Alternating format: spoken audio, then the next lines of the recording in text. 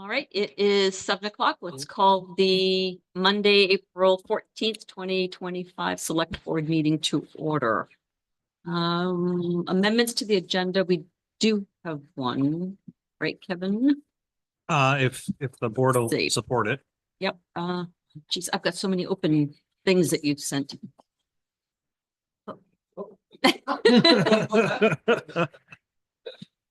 I'm hearing myself.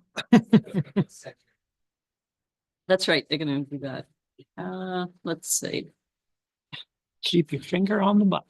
Exactly. So that would be new business 7B, Yep, or is that old business? new business? We haven't Right. discussed it before. I didn't think we did. I'm sorry, I missed, what's the amendment? Mowing contract. Mowing Oh, contract. mowing contract. Okay, so when we get down there, everybody help me remember, we added a 7B. Anything else you need to add tonight? All right, then. We have a motion to approve the minutes of March 24th, 2025 meeting. We'll go with as presented for now, unless we have any amendments. Moved by Ben, seconded by Tom. Did anyone see anything? Good. No. All right, then there are no changes. All in favor? It passes 5-0.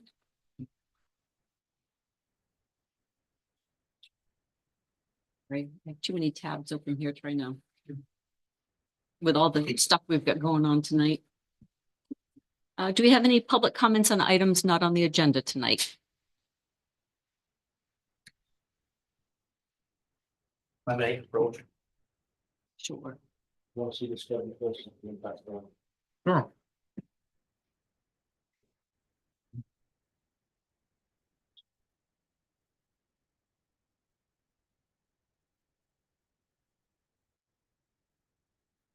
And even though I've seen you, this will be the third time in the last 4 days.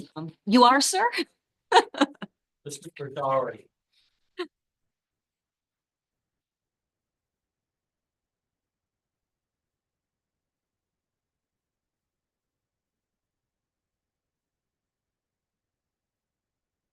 You got this from the postal service? Yeah, my letter carrier. You have one, that's good. Better than I've got. Oh, really? Ours quit, so A new one. ours quit. I think we're getting mail twice a week right now.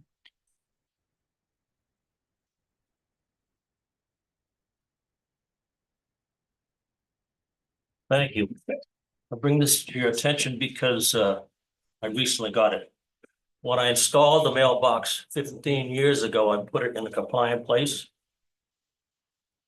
And been getting mail on a regular basis. When the road commissioner came through to improve the station road, he moved my box out of reach. Claims to make the ditch bigger to carry, more water. So the position I'm in is I've got to either move it or won't get my mail. So my request is that you instruct the road commissioner to put the box back where it was. It can go back where it was. Yes, And he moved it because, the claim was to make the ditch bigger. Further back, lower.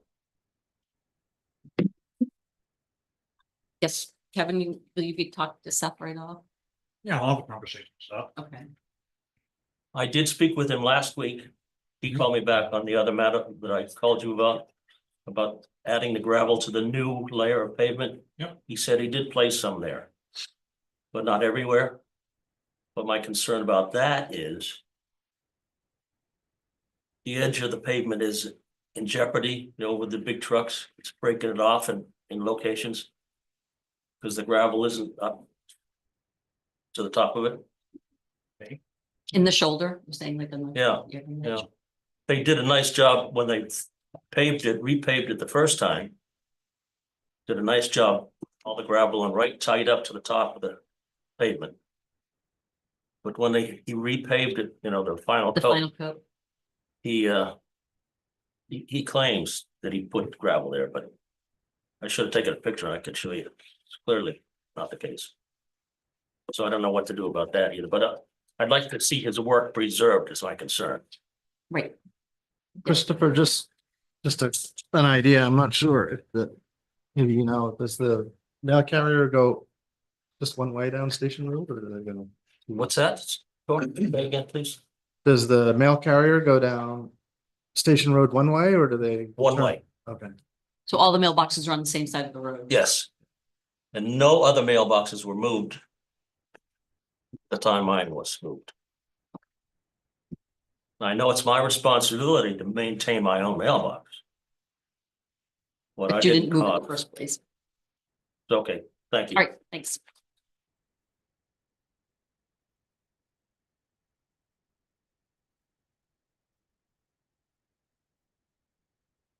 Yep, come on down.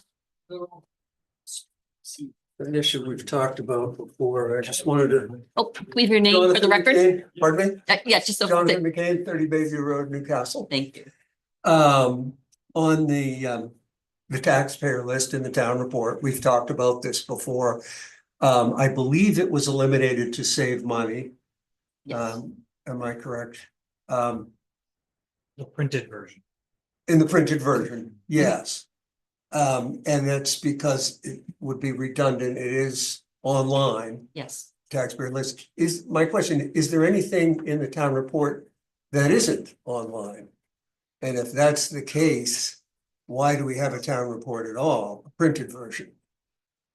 What's not, certainly all of the reports of the various departments are all in the town report. We don't have a digital version on, oh yeah, we do now. Oh, That's yeah. right, we have the Have for digital. years. That's right. The book's always digitized and put online, but Yeah, it's a requirement of main law that we produce an annual report yes, in a printed format But Right. we are for producing less. distribution to all the residents. well, there is a great desire, or there is a desire, not just from me, but from others, to see the printed version of the taxpayer list. Most of the towns in Lincoln County do it, Damascotta, Booth Bay Harbor, Bremen, Bristol, South Bristol, Noblesboro, Damascotta, I might have said that. Majority of them still do it, and I can't believe it is that much more to add, what, 10 pages? 15 No. pages? That's more than that. Oh, it's, Well, maybe it The- is a little bit more than that, the but book shrunk by about half when we stopped printing it. So, I mean, you can go back and they were quite thick and now they're, oh, I know, it's like yeah, I know. It's- Well, what would have to be done for if people did want to see that back in the printed version? of well, you the can town always report? come see it. I think there's a printed copy. Correct me, Michelle, if I'm wrong. You keep a printed copy in the office. Mhm. And then, of course, on Mondays, our assessor's agent is always there to consult with. Well, we can go online and go Yep. to the Big tax. commitment page, You can go to the commitment Yeah. page. right? But you can also go, this is center link right in the middle. It says maps. Mhm. If you click on that, it takes you to the Been there actual. many times. Yeah, it's not a great website. I can find it. Yeah. It's wonderful, Yeah, but people still want to see it in the written page. And if we could at least get the cost, maybe we could talk about it more. If we knew exactly what it was gonna cost to print that and include it in the town report, the way most of the other towns in Lincoln County still do. Edgecombe does not, and I don't think Waldeboro does. But so far, those were the only towns that I couldn't, Jefferson and Whitefield still do. And I think all the others still do. It is, for most of us, it's the reason we grab the town report. We want to see what our neighbors are paying. We want to know what their house is being assessed at, and we want to compare it to ours. It's been that way for a long time. So what is it gonna take to get it back in there? I think the first step would be maybe to find out how much it's gonna cost. We can find out how much it costs. And then I get would- it on the warrant. Well, yeah, I would probably beg to differ. I bet the majority of the people would rather not spend the money. Just my gut, like your gut, my gut would say, people don't really care to have that in there. So I guess we'd have to try to find out. I got a question for Ben. So you have institutional knowledge, when it was omitted. Mhm. Do you remember why it was omitted at that time? It was just to save money. We did the research to find out what we actually were required by law to print. So by law, you have to print the lists of properties that are in arrears. Which we have. Which we do every year. And that's the only thing in regards to a list of property taxes that you are required to print. Along with the total, obviously, it has to be in the book. But when we discovered that, we said, well, let's find out how much we can save. And I don't remember the dollar amount at the time, but it was a big enough number that was like, oh, well, that saves, whatever it was. It was, oh my God, now I'm going back. When did we stop printing? In the last 5 years. That would have been like- Oh, yeah. It was before that. I want to say 12, 13, maybe. I can't remember exactly. And it saved us at the time, a couple thousand, 3 maybe, So what is required by the state? just to print the list of tax or properties that are uncollected. And what else, as far as the report itself, is required by the state? The actual commitment, the warrant, Financial transactions. financial transactions. So the budget, Yeah, the proposed budget The on the audited, warrant. most recent audit Most report. recent audit, yeah. I'm not sure that the actual reports from all the departments, like we get, we collect letters from all the departments, and then we also get a letter from our reps, and oh, yeah, you know this well. oh, yeah. I don't know that is legally required, but we put them in. They're not. I'm not sure what else is actually required. Oh, apparently that names of those issued concealed handgun permits is required. I'm not sure we're in compliance there. Oh, I've never seen it. I don't remember seeing that one. This is, I just pulled up this, I pulled up the state statute. This is Title 30A, Section 2801, annual report, and it lists the things that are required to be in there. So the letters from our representatives and probably the letters from the library and the school. Those aren't required. Not required, I Right. don't think. So there are other areas, if the goal was just to save money, period. There are other areas we could. I think all of that stuff is great to have in one list. And what else I want. So if you could just find out, what it'll cost, and maybe we'll see if there's some other pages we could get rid of too. Okay, thank you. Thank Thanks. you very much, John. Are there any other comments on items not on the agenda tonight? Nope. All right, then we will move on to presentations and special guests.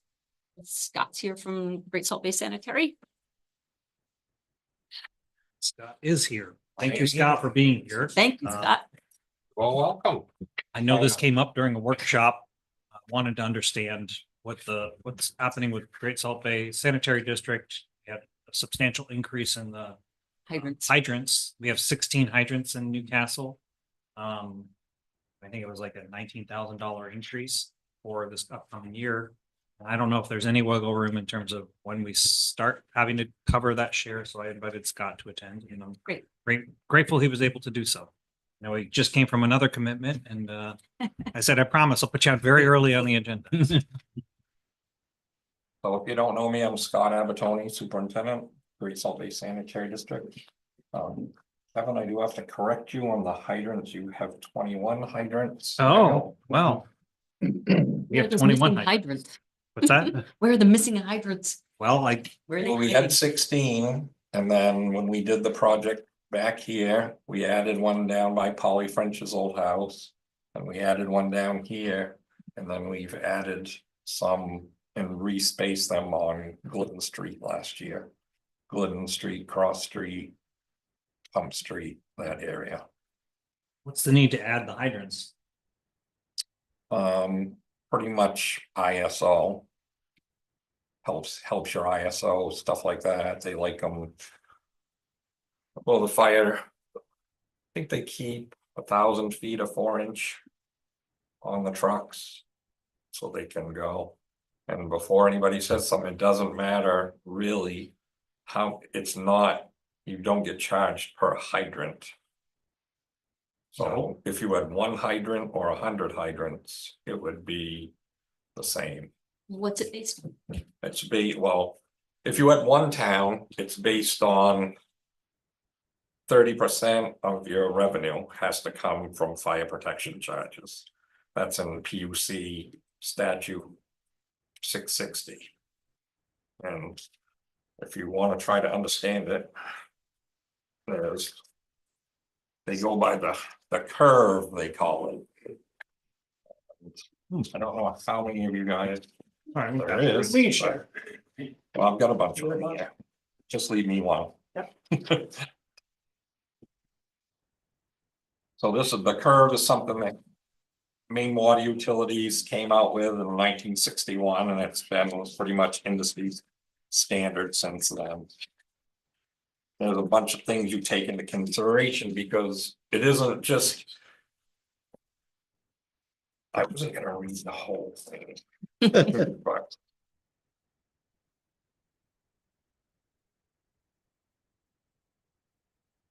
so I'm gonna read some of this, maybe it will help understand. Many water utilities in Maine were originally developed to provide fire protection. Drinking water was a secondary consideration. A water source, storage tank, water mains, and hydrants provided higher volume fire flow than fire trucks, and in some cases, bucket brigades. One of the most common misperceptions about the fire protection charge is that they are essential hydrant rentals. When this term is used, it does not acknowledge all the other important infrastructure that makes up a water utilities.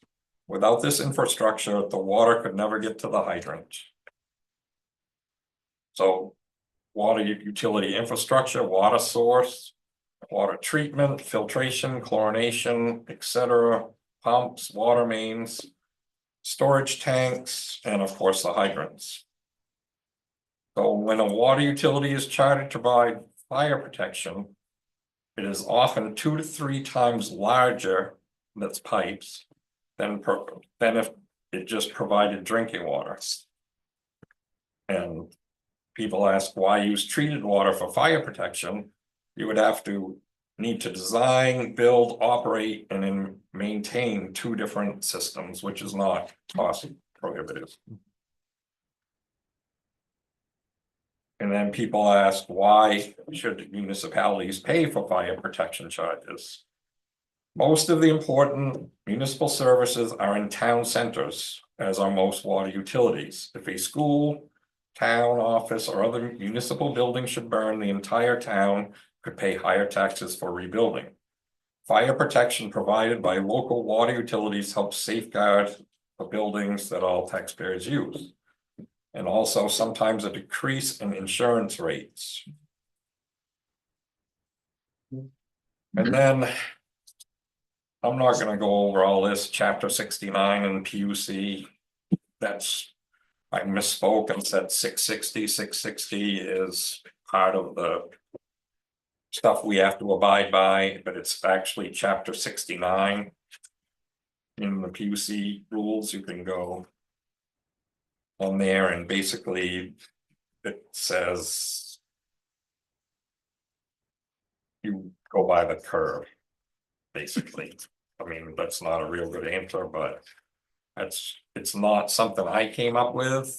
It's the PUC, and also I actually didn't do the rate increase. We hired it out because we had some other issues we had to take care of. At the same time, I've done it before in the past when it was just simple, but this was way more. I wanted to change some things in the rate structure. So I'm seeing if I'm missing anything else here.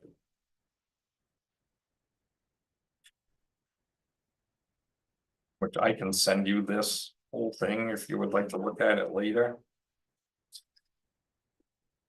Right, as you can see, it's quite complicated. Where you take the peak flow rate needed, population served, the fire flow served, peak flow, and the ratio, and then you determine the percentage on the curve. And I think I had an example in there. Mhm. So, as you can see, it's. And the PUC actually wants systems. Our size and smaller, they want you to be at the 30% threshold.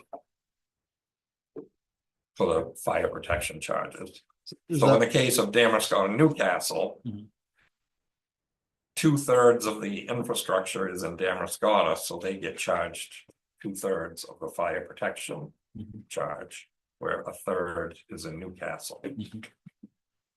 Scott, when was you said you hired out this revow on the Yep, the rate increase. rate increase or the Yep, calculation? When was the last time it was done?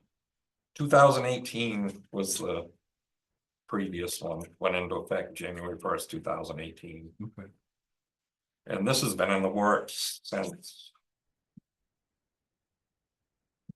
2022, it says here on my folder anyway, Yeah. so. I know I had mentioned it to Kevin's predecessor, and I mentioned it to you last year. One day, and. Of course, there was a. Ad in the paper for the public hearing. Mhm. Everyone got a letter in the mail. Including the town, it was.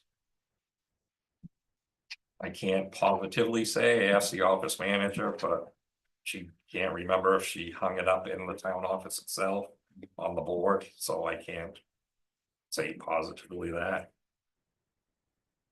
Scott, are we in the target area then? Of 30%? yeah, we're at 30% right now, So, but I can't say. Yeah. It's gonna go. Up again next year because it's a 2-tier rate increase and you will have to offset that 30%. So. Say the budget this year was $500,000, it has to be 30% of that, and say next year the budget is 530,000. Mhm. Then you've got to go to the 30% again, so that's why. So I don't understand, obviously, this complicated formula. But that's okay. I'm just trying to understand. Why it's such a significant change, like what number in this formula could. Well, you account for gotta such a remember large change? 2000, in 2018. I was paying $1.51 a gallon for sodium hypochlorite, and now I'm paying $3.03. Okay, Fluoride, 78 cents a pound, now $2.75 a pound, okay. you know, So it's twofold, it's budget, operational budget Yeah, and the it's the shift, whole- the shift that some of the. the More to whole this. budget, it's not just, It's just not just delivery. yeah. It's the whole- everything, it's treatment, everything. Yeah, Delivery, yeah. everything. Got it, yeah. Yeah, because obviously our population hasn't increased No. in any significant way. But when you've got fluoride going up 252%. Yeah. So 2018. And how is this 30% charge? I assume that is on your whole number. Yes, my budget number. So how is that apportioned to the towns? Like how do you It's decide? a portion because Damerscott has 2,000, 2/3 of the infrastructure, Newcastle has 1/3 of the infrastructure. So did so- they go up by 40,000? Hmm. They went up, They went up by. Let's see. Damerscott went up.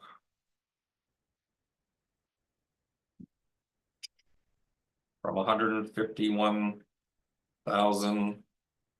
Basically to 213. Yeah. Okay. Yeah. That tracks. And Newcastle went from 49, 324 to 69,9. Okay. And next year will be 78,000. Make note, Kevin. There's your number I already. had 74 in the budget, so we're already off. But For- you're, for you're on next a, year, you mean? you're on a calendar year, Yeah, we're on. and I'm on calendar a year. fiscal, my fiscal year, until okay, so. We're Break it in okay, half. maybe, Yeah, it'll be, maybe not. it won't go up again until January 1st. So, 2,000. So half of it. So Yeah, how- exactly, but then You budget a little more. I need to budget a little more. But You're close. I'm close enough, I think I can absorb it, yeah. I think Deb, the office manager, talked to Michelle about next year. And Yeah. gave her the correct number for next year. I think we might be okay, we'll find out. We get the bill. So. Anybody else have any questions? Well, I got you in the hot seat. Okay, Um, I will tell you. Last summer, Kevin and I and Andy and Mike was there too. We talked about having a quarterly meeting and that hasn't Happened yet. Well, we lost a code enforcement officer and sort of everything hit the fan. so- Yes. No, that's cool. I was actually just wondering about, I mean, costs are going up, but. Are there any plans to expand the infrastructure in Newcastle? No, the trustees voted years ago to not fund. Expansion. Of both water and wastewater, Why is that? because this is the same as almost every district in the state.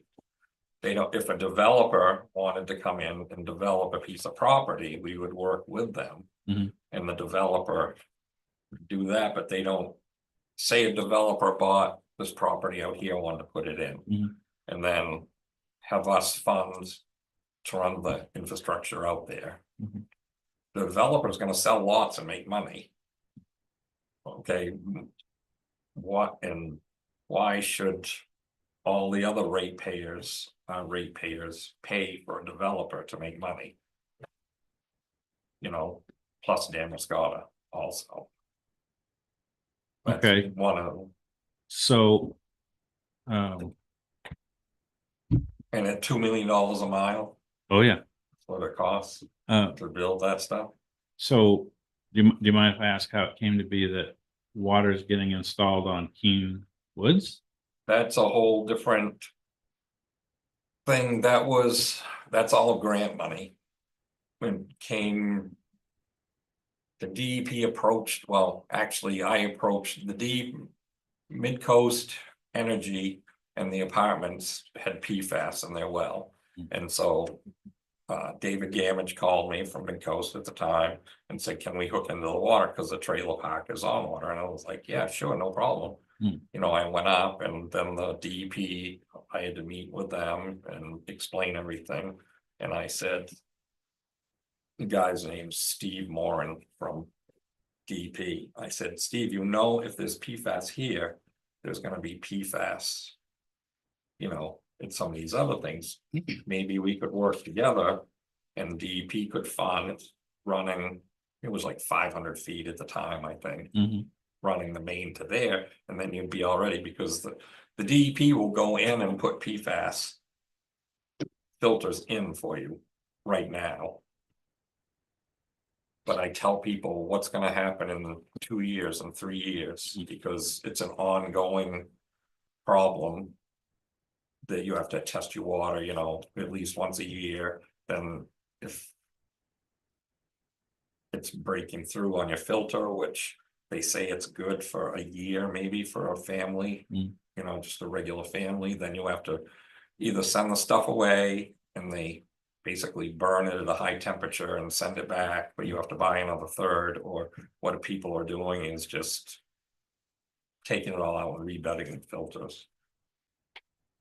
So. It wasn't.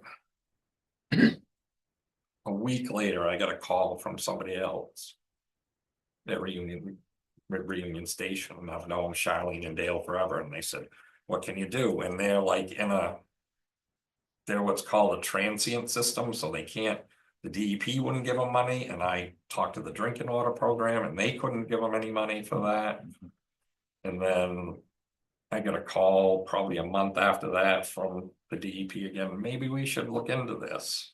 And I said, well, we don't do extensions, so we're gonna have to figure out something, so. I was at a meeting and talked to a couple people, the drinking water program, and they have a fund, it's called Emerging Contaminants. And so that's all grant money for that, so I was able to get, along with the DEP, $2 million grant to run that out there, because the DEP was gonna have to put filters in every one of these people's. All of Keen Woods had PFAS? Yep. That sucks. I grew up there. That was before PFAS. Oh, yeah, it was before PFAS. Yeah. That was before we knew. Maybe that's what's wrong with me. So it's not, yes, I'm helping doing the paperwork. It had to go through us because individuals can't apply for that money, and like the town couldn't, or it has to be a public water system. Which I was lucky to get that, so. So it's not that you are opposed to expanding, it's just the developer needs to pay for it. The developer or, Right. individuals, or I've had, in the past, people get together. And, Yep. their septic systems failed or something, a bunch of them, and they've gotten together. And we will take it over if it's our specs, up to our specs. Scott, one other Go ahead, yeah. question, just again, just general conversations, about fluoride. So the discussions now at the federal level, HHS is to remove fluoride. Does that, would Great Salt Bay Sanitary District fall under those guidelines, or is that just? If we were ordered to municipally take it out, yes. But I don't know if you recall a few years ago, it's probably 15 years ago now, I don't know. There was a town vote Mhm. from Newcastle and then Damascotta, and the vote was made to keep it in. Yeah. At that time. Which, if somebody wants to get a petition now and put it on the ballots for Damascotta and Newcastle. Then, because it can't be, Damascotta wants it, Newcastle doesn't, it's a, total of the number of. I guess to reframe the question, does the Great Salt Bay Sanitary District fall with under the jurisdiction of Department of Health and Human Services federal level? So if you're subject to whatever regulations they passed in. Yes, Okay. and then the state is called the Drinking Water Program, it's through DHHS. On the water, wastewater is different, that's DEP. So, Okay. just brass tacks on the increase in the cost for, I guess we've got it listed under hydrants, but maybe that's a misnomer. No, It's it's, hydrants. that's hydrants, that's what, That's what it's for. that to cover the cost of those larger water lines through the town. It's our share of ensuring, public safety. So it falls under hydrants under public safety. So we saw this increase, which was 19. 19,000, and we can expect to see a larger increase than that next year. No, actually smaller, Oh, I believe, It's up to 78. it will go from We didn't budget enough 69 to last year. 78. Beginning. That's part of the problem. So half of the increase. again half of next the year. increase again. And the other, it's the same problem with the transfer station. They're on the calendar year. We have a fiscal year, so half of a budget. Half of the number they give us. Yeah. Is half of last year and half of this year. So. I think the number we have in there going forward is accurate. We just didn't budget correctly last year. Okay. Okay. You're relieved of your hot seat. Thank you very much for coming. Appreciate it. Learned a lot. Yeah. It's good to understand it. Anybody ever wants to come, To a tour, visit, do a tour. Let's do it. I'll totally schedule there. one of those if you're open to it. Yeah. Yeah. Yeah, All right. I've done it, but I'll do it again. All right. Thank you. thank you. All right, move on to 6A, the June 10th ballot question.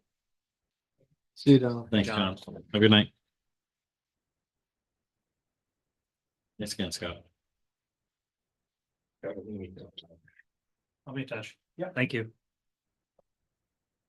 So this was our ballot question on whether we wanted, well, our ballot, this is if we want to put on the ballot. A question of whether we put or not put on the ballot in the future, the warrant articles. Yeah. That's not. Yeah. Do you want a warrant article regarding this or not? Yeah. Yeah. Yeah, that's really the question tonight. You had a public hearing last meeting. Seemed to be, Any the consensus seemed to be that they'd Yeah. like to know well, what people actually, think. there were a few people ask clarification questions, Mhm. but it generally was, that's not a bad idea. It's a straw poll question. So on the ballot for the local ballot, which has 3 open seats, 2 of which have received the petition. So we have 1 open seat for the sanitary District. district. That is going to be a write-in. But other than that, the only other item would be this question, potentially this question, if the board wants to move forward. And then as we talk about the budget, there might be another. But for now, we'll just talk about, shall the town use referendum ballot voting for the 2026 annual town meeting for all warrant articles? I'll go ahead and make the motion that we included on the warrant for June 10th. I'll second that. And I'd say that just based on the good discussion we had last time, that's the whole goal Yeah, of discussion. placing this Yeah. on the warrant, is to have a good discussion about the things we talked about last time, just, voter turnout at the various venues, and how to get information to people, and what kind of information they want and when they're willing to participate, and all those questions. Yep. I think it's worth having it on there, if only to provoke that conversation. It was covered in the newspaper article on our last meeting as to why we were looking to do this, but I think we need to, as much as we can, get it out to people what this means, because the question itself doesn't really explain it well enough for a lot of people to grasp what we're trying to ask them. Do you have better language? I mean, this is the time to choose that. Again, it's a straw poll question, so it doesn't have to be legalese. Right. It can't be leading, Well, and that's the thing, right, is right? I think it's best to leave it that way and have try to people go, explain what it. is this? And then we can kind of get into it. Explain, yeah. Drafting it's- some of those messages is important. Right, it's having it on the ballot, voting on the budget on the ballot versus in the annual town meeting. I think the question's pretty concise and clear, and maybe it's just because I'm We know. what- knowledgeable about it, but You're deep in it. I think so. But I don't think it's ambiguous. It's pretty clear. No, I think it could be made ambiguous if we attempted to. Too many words in. Yeah, exactly. Yeah. It's nice and short and sweet now. Leave it. I say we leave it. So we got a motion and a Yep. second. Yeah, so no other discussion. All right, then all in favor? All right, passes 5-0. So we'll ask the people what they want to do. Which works great. All right, then. Item 6B is budget. Yeah, A lot of moving pieces on this one tonight. there are. That'll be the fun part of the conversation. And you say that sarcastically, I know. 'Cause this is not an easy conversation. You want to lay out all the problems before we get into any Uh, solutions? Sure, Just for anyone who's. just for those who may not know. Go, you got the school. about everything. School, The whole, Yeah. there's two separate issues. the whole Can we- state problem. Yeah, identify and separate Yeah. the two issues. Sure. Yeah. The one that came first happened about a month ago now. And it's starting to trickle into how that impacts us. The state approved their budget, but it was very, there were a lot of controversy over the state budget between the two parties or the three parties that are involved. And what ended up what happening is a budget was passed only with Democratic support under certain rules. And I won't get into the details of how those That work. was like, because the bipartisan one didn't It didn't pass. go anywhere. They had to do what, They had to an do it- emergency kind of Correct, thing to keep the bills getting paid correct. while things are. And they being needed worked to out. do it 90, Okay. because anytime, if they can't get the emergency vote, then they have to go a different process and they had 90 days. So they really pushed to get it done so that it would be ready to go at the end of June when the new fiscal year starts. Okay. So what came out of that was a group of legislators or representatives who were very upset about the process and therefore submitted a people's vote petition.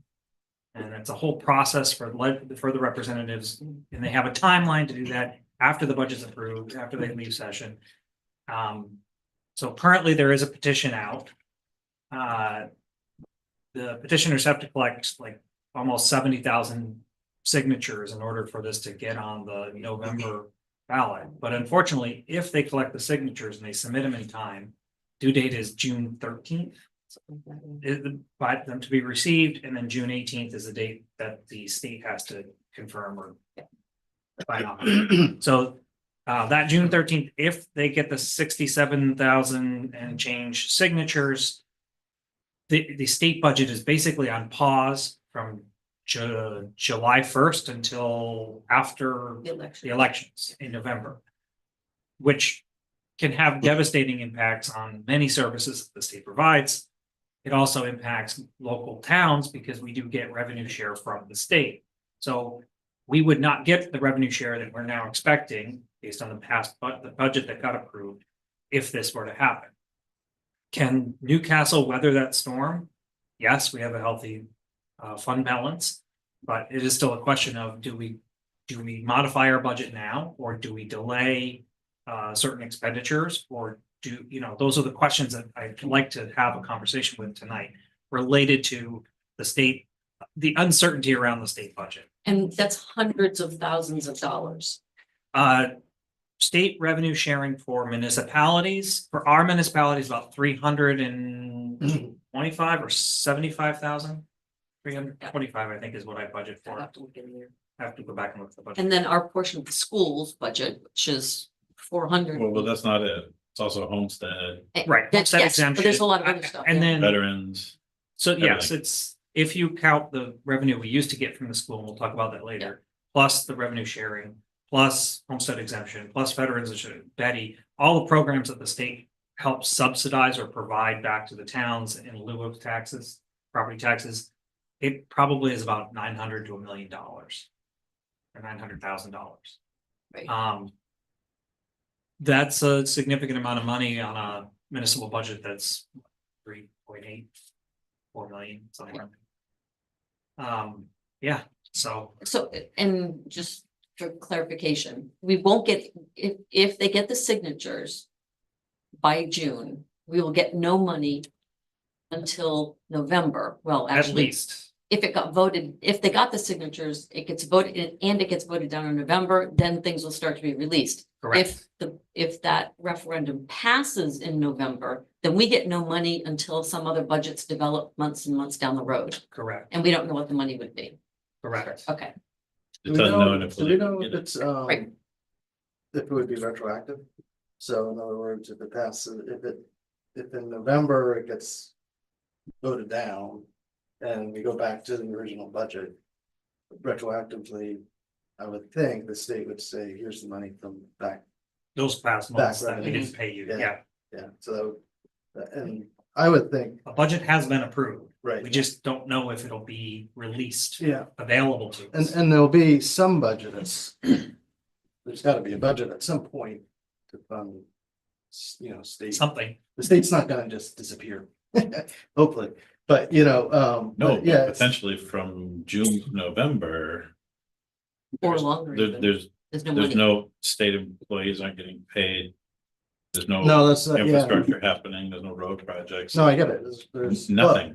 Is transportation in, I don't think transportation is in 609. They're still approved by the legislature, the representatives. It's not in LD 609, which is what the petition's against. Oh, well then because they're relying on. The petition's specifically against 609. That's a good question. Does that impact DOT? So I think the other question, yeah, I mean, so retroactively, how does the money get sort of dispersed, I guess is the question. I don't think, I think the state's trying to figure that out. Yeah, no, I get it. They're game planning all of this out.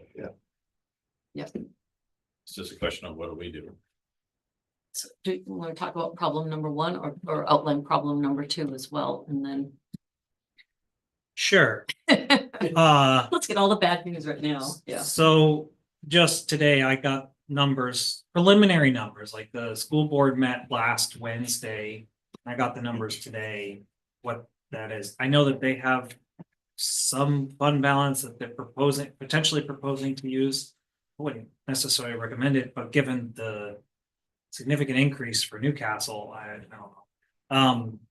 They have a $400,000, or it's basically $400,000 is the increase that the school is asking for, or is looking to approve as part of their process. So last year's process was about 3.8 million, 3.82 something. And however, that 3.8 was offset by $400,000 we got in revenue when they were part of the AOS. So it used to be a pass-through. State would send the education subsidy for Newcastle's share of the AOS directly to Newcastle. Newcastle would write a larger check than the Newcastle's share of the school's cost. So it was just inflated expenditure offset by revenue. Well, that revenue, instead of going to us, it's going to go directly to the new RSU. Under that system, they get the direct education funds. And then we also get a bill. And that bill happens to be about the same as it was last year. It just we don't get the revenue. So we have a $400,000 hole that was not anticipated or expected. So I look at it as the school, because to me, I think the balance sheets ends up the same, and it's just where the money's kind of shifting. Yep. I think what we're really talking about is the school budget's going up 12% this year. Yes, That's what the bottom line is. yes. Which is And we have to $400,000. account for that in our budget. Yeah, I mean, if you just look at the way I've structured the summary document.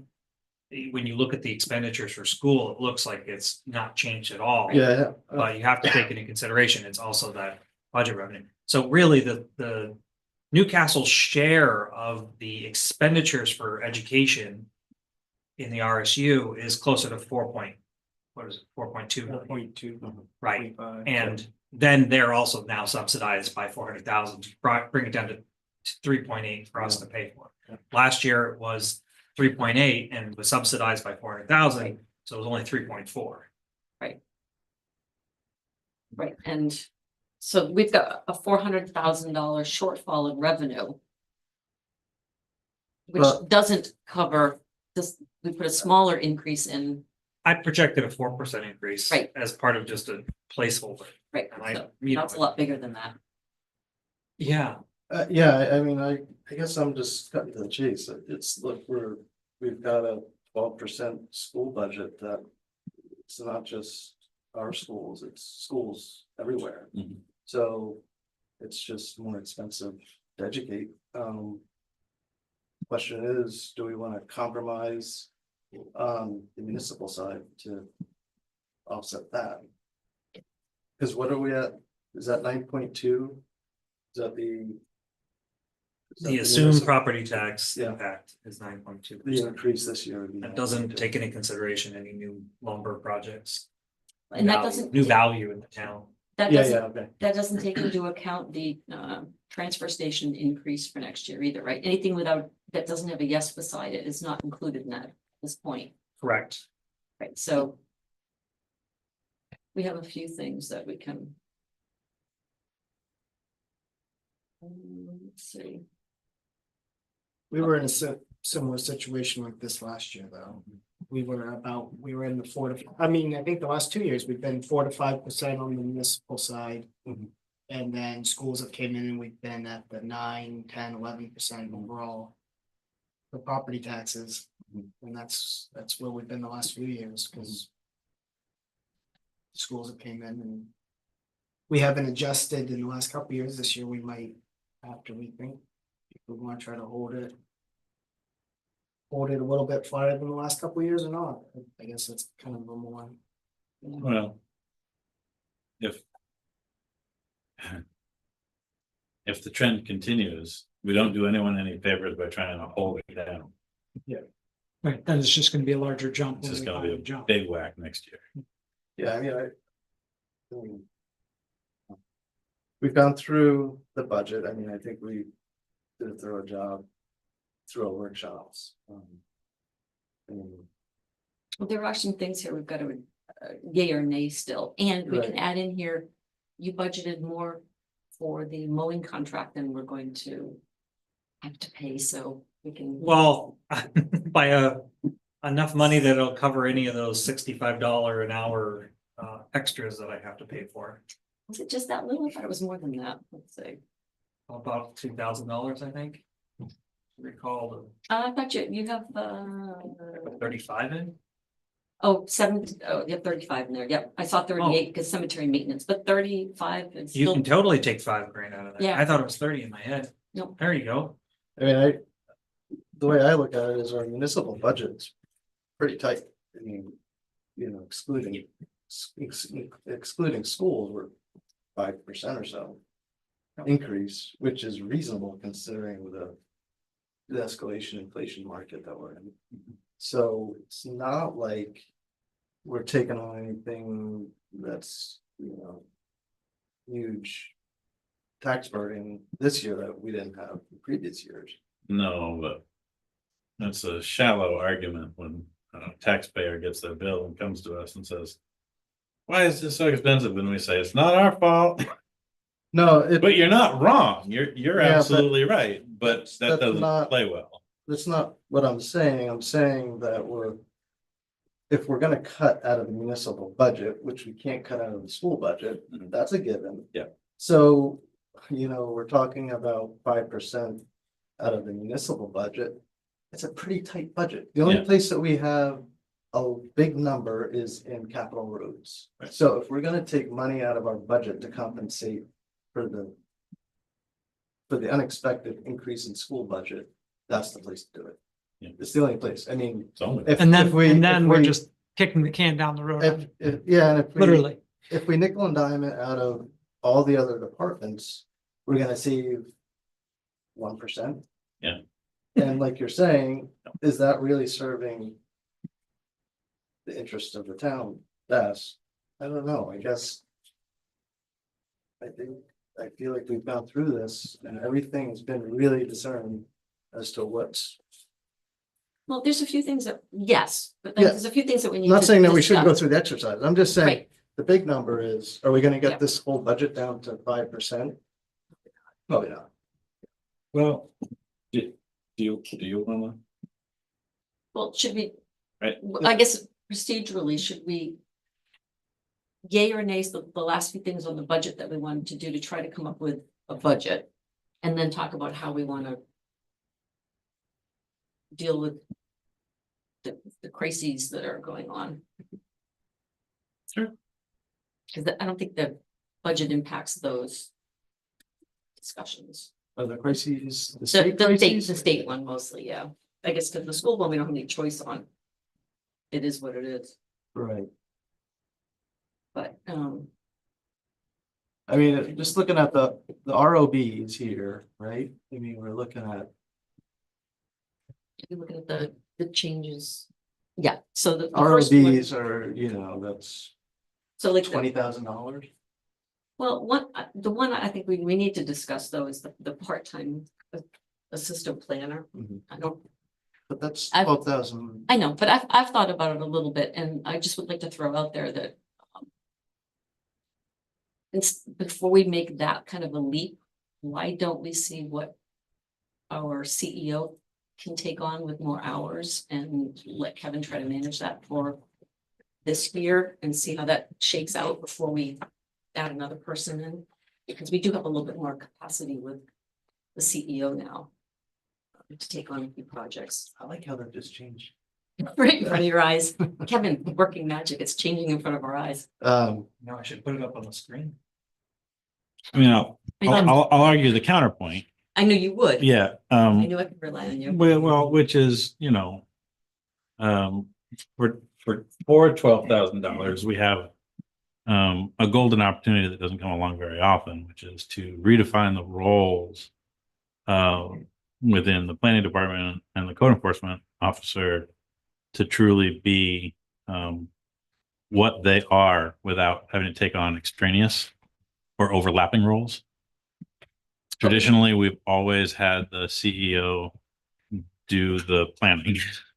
And if we're approving the appointment and hiring part-time CEO tomorrow, then if we have a budget that supports the idea of bringing another part-time planner on board, then the CEO could learn enforcement issues. They wouldn't have to continue to learn the other side of the all the planning stuff. They wouldn't have to have those conversations about what can I do with my property. That's a planning conversation, and it would free up our planner. And Michael and I have talked about this quite a bit. If we were able to hire someone maybe through contract with this or some other thing who would assist in application reviews, that would be something that the CEO and the planner then wouldn't have to do. The planner would review the application review and approve it for the appropriate party to sign off on it. But it wouldn't take up the time of the CEO. It wouldn't take up the time of the planner. They could be engaged in doing the things that we actually want them to be doing. Yes. I could argue that for a number of other positions in the town office too. I mean, I'm just looking at it as, that's only for half a year. So next year, that is pushing into our budget for next year, $25,000 or more. Mhm. That's not there this year. Mhm. So I'm just trying to. With everything else we're facing, I just didn't know if this was the right time to add it. Yeah, I guess I look at it as value. Because if our planner is using his time to do tasks that could be taken on by somebody sort of a lesser seniority role, Mhm. then it leaves the planner to do planning, which is by definition, what kind of hired this person to do. So, I think the hope is that $12,000 over time would come back to the town with increased density, the things that we're trying to achieve, which is build valuation, higher densities downtown. So should the planner's job, the way I see it, should be looking at, how, again, back to the idea of our center district town, how do we develop that? How do we increase tax revenue in the most efficient way possible? So that's the way I look at it. And I can't overstress how that's a good one. A musical Is interlude. that Harry Potter?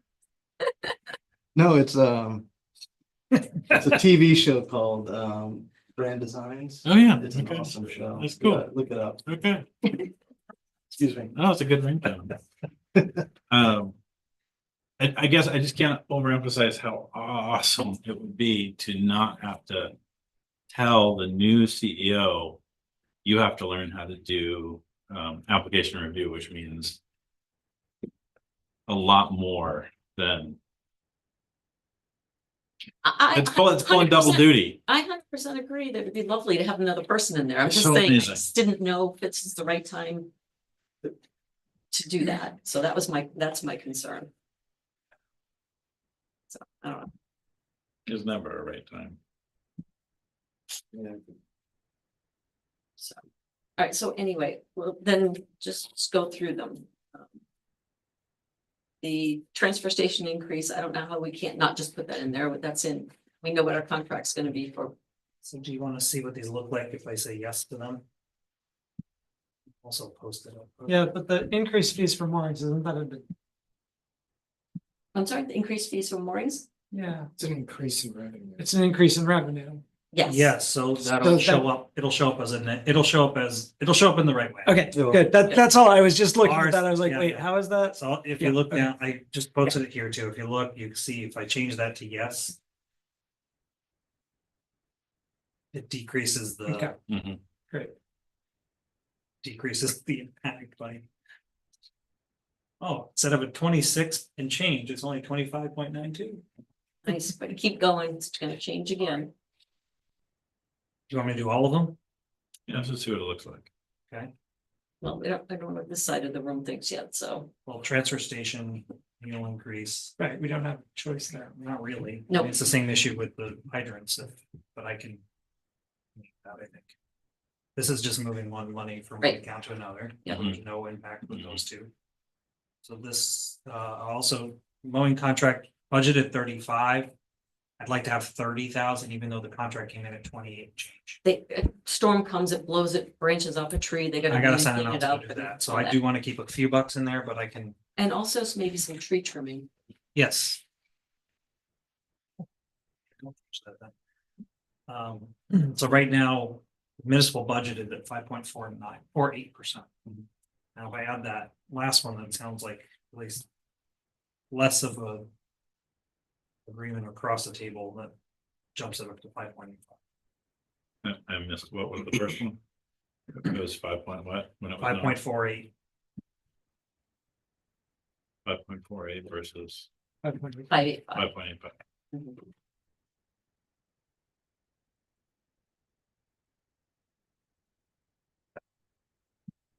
Well, sounding like there's not necessarily consensus, should you guys at least take a vote on that one? Or, Sure. That's the only one. You mean on the part-time assistant yeah, Mhm. planner? Yeah, Yep, all because right, everything else seems like it's fine with everybody, no changes. Yeah, I mean, I'll just say that the assistant planner, again, like, the only way we increase revenue in the town is to increase density. And so, yeah, it's maybe a rough time to make that investment, but it would have been better to make it 3 years ago. So now it's the second best time. no, well, we brought a planner on 3 years ago, Well, so that was the first step. right, so that's the first step. So, you know, if we're spending money on a planner, we should really get the best value out of the planner that we can. Mhm. And if that means having an assistant to do some of the more menial tasks, then yeah, it's 12 grand, but This the year- return on investment potentially. potentially should more than offset it. It sounds like they don't even need to vote, at least 3 people are saying yay, so. I'll vote no, but. Tom, do you wanna register? We got 3. Very diplomatic.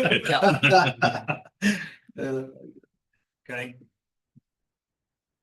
Other aspects of at least the municipal budget. Okay, so good, so that I'd gets like to done. address. The one thing I would like to maybe entertain the idea of talking about is, do we start shifting the higher amounts that we're seeing in our transfer to reserves, to some of it going more into debt services, because that's one way we can decrease You read my the mind. amount that we're collecting on an annual basis. Yes. Bonding these larger road projects, you spend more in the long run, but it's a lot more of an easier bite for the taxpayer Mhm. on a year-to-year basis. So earlier today, Kevin and I were meeting, we were talking about this exact thing, and the idea came up that maybe one way to help smooth out the uncertainties present in this budget cycle is to suggest that we bond for future road projects, $1 million. $1 million over 10 years. And if the voters approve that, we've got the ability to reduce the overall tax commitment. And we can continue with our budget as planned in terms of doing all the road projects that we were talking about. You're not talking about bonding like just all of this year's. We're talking $1 million or maybe spread out over the next however many years. So I think that it's just about the flexibility of It's- being able to do any of those things. I think it'd be the Right, question. but we have capital road projects that we're looking at doing. Some of those we would still budget for this year and raise taxes to pay for. And some of them we would probably take off the list and pay for through a bond. Well, potentially. It all depends on, well, depends on how the state Well, yes, budgets come down, when they Yes. come down. And when we'll get reimbursed and how much will be reimbursed, and if we had the ability to ask the taxpayers for $1 million bond, which would cover all of our capital roads projects. For- Planned for this year, but not necessarily commit to taking the bond. Like, we're not gonna ask them we're gonna ask for permission. We're not gonna say, we're gonna take a bond starting, when's town meeting? June 16th. We're gonna take the bond out on the 17th. Right. Right. We're gonna wait. We're gonna see when the most opportune time would be to potentially do that, Or an option two. or an option two. If the state revenue doesn't, if we run into a debacle. with the state. We could use this gap financing. We could, I mean, there's a bunch of different ways we could but consider you using that. still lost me. What happens to all of the capital road projects? We take them out of the budget? Continue. Okay, It's just how they get funded.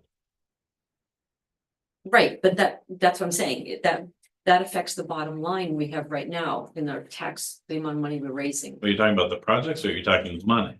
the money for them. Okay, all right. We would continue the projects and yeah, potentially the money would come off the actual budget if we decided to go with a bond. So where we've got $1 million or slightly less for capital roads planned this coming fiscal year, we could reduce that by potentially $800,000, for example.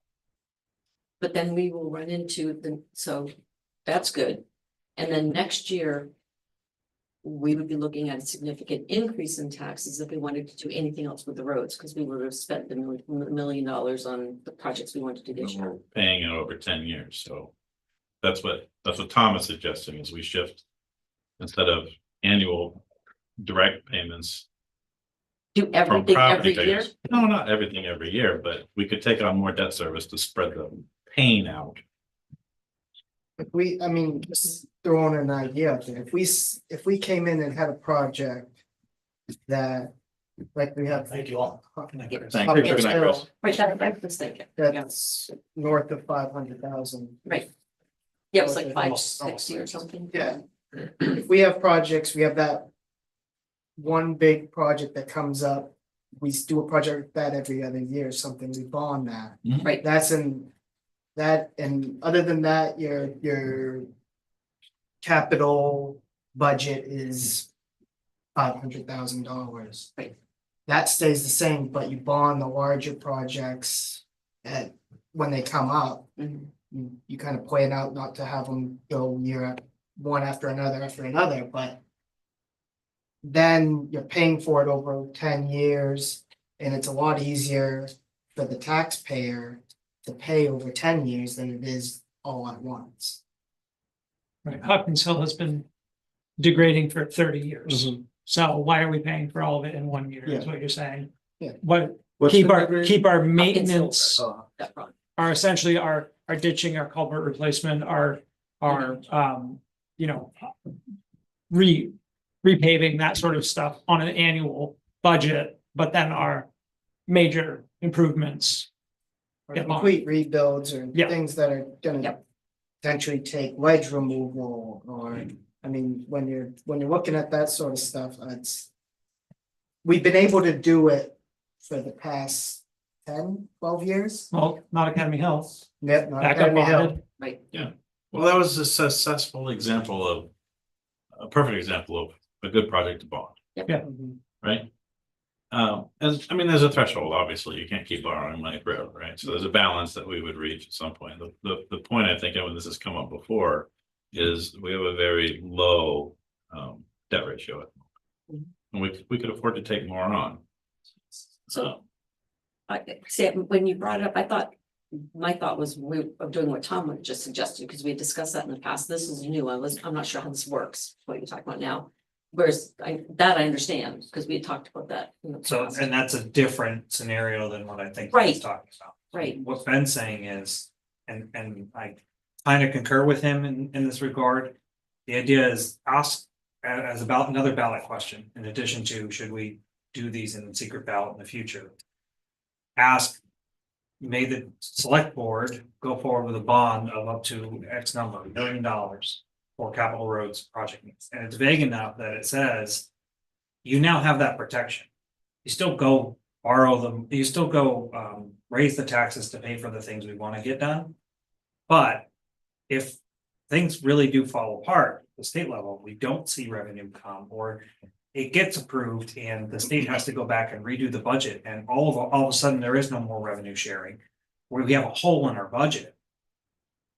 Borrowing then and filling the hole to continue to do the capital roads. Now you have the cash still there to offset the loss of revenue on other aspects of it. So you don't have to not do the project.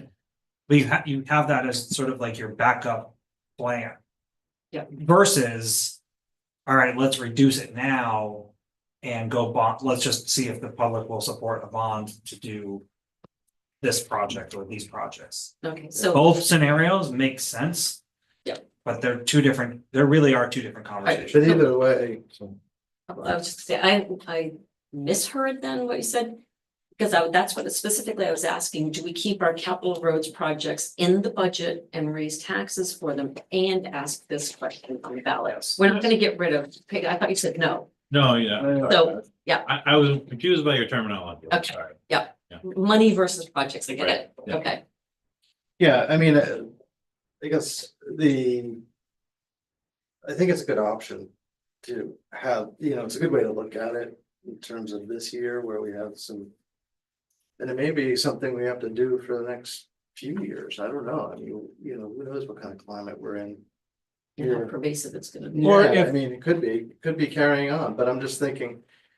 At some point, we can't just keep on looking at building the liability side of the balance sheet with just taking on more and more debt. No. I mean, that's not the point, right? I mean, the point is, what's our options? I think the discussion started really with what's our options this year in facing what could be a tough financial situation imposed by the state. So I think this is a good solution to that problem. Yeah, and if these problems continue, then we have to totally reevaluate our capital roads and many, many things. But one thought is, if you're asking the town to raise, close to $1 million for capital roads this year, with also a warrant question that says, can the town or should the town bond up to $500,000 or $1 million or $800,000, what we perceive to be the shortfall from the state side of things? I guess what happens, let's look at it this way, what happens at the other end of the year? Let's say we bond it, the state comes through, we get the back revenue. What do we do with the extra cash for the year? Pay for your next road project. Just push it into next year. Push it into next year's budget. Yeah. It wouldn't be a net reduction this year necessarily. It would be setting up the T for next year. Although Right, yeah. it I wouldn't guess, take yeah. $500,000 out of the Um, budget, mhm. which your suggestion would. In other words, we're gonna commit the town to getting $1 million this year, no matter what. It's to where's that money, what time does that money get spent? And we just. But Obviously, it's we like just don't anything know. else. It's like It's like anything this else. year. Yeah. When we end up with extra money in the capital project, we push it into next year, and that reduces the next year's capital roads budget. So, To kind of piggyback on that, if we do go and we find ourselves that we bond and the money does come in, which I would see could be a pretty likely scenario, that stuff gets hung up with the state as far as the payouts for this until it could be December, January, something like that. And we will have the money that we're gonna already have spent or want to have spent on these road projects, so, and we bonded on it. That money comes back in, we're a year, not a full year ahead, but we are ahead Mhm. on on money that's going to that Capital reserve roads in the capital future, roads yes. in the future. So you're not gonna have that. You wouldn't have that 1 year where taxes dipped and then came back up. right, You wouldn't have that yo-yo with Yeah. taxes. Mhm. You could lower that number in the future years. They could be slightly lower than what they're coming in now because you have that money from Mhm. the backlog with this. So I think it is kind of like The it buffer is tank. both what I was saying at first and then what Mhm. you're proposing it is a kind of sort of a combination of both for future years. Yeah, and I mean, I think if we put the warrant question on and ask. And we could run through a couple of different scenarios. There's a scenario that exists where we don't use that bond at all. Yeah. Right? There's a scenario that exists where we use the whole thing. We may only use part of it. But it gives us the flexibility to adapt to the uncertainty that we're being presented with. yeah, that's right, I mean, let's look at it this way, if they don't achieve signatures. By the way, they have to, I heard this just yesterday, they have to print out the whole budget document to accompany the petition. So the challenge is the budget is 400 pages. So every petition's got to be accompanied by a 400-page document, right? And so There's the people gonna sit and read before copy they sign cost it. for every single Wow. petition station in the state is a huge cost. Yeah. That they don't have money for, so there's that. But anyway, just assuming that the question doesn't reach petition. You know, I guess then, you know, we're sitting with this option through the year, but, you know, it's one case where, okay, do we just use the reserve as plan? Well, and Kevin mentioned this idea, and I think it's a good one that we wouldn't necessarily have to think about it as just a bond for the upcoming year. And his example was, I think, an appropriate one. We approved the purchase of the fire truck. We haven't received it. We have not bonded it. It could be another year or two before we take delivery and seek the bond, but we got the approval last year. Yeah. So if we think about it as a potentially like a 3-year, I think you said was the max. We'd have this potential cushion. I'm thinking about it in plumbing terms, like a buffer tank. For up to 3 years. I know, it's just how I think. We'd have that in place for 3 years potentially.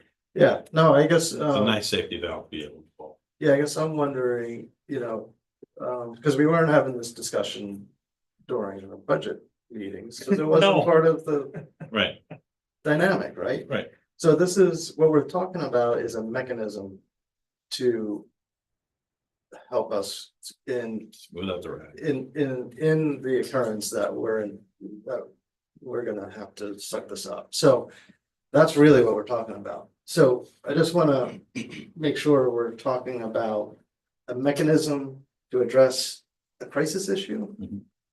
as opposed to a new sort of paradigm with the town, which is we're gonna start rolling in reoccurring debt into bonds and debt into our whole sort of capital roads.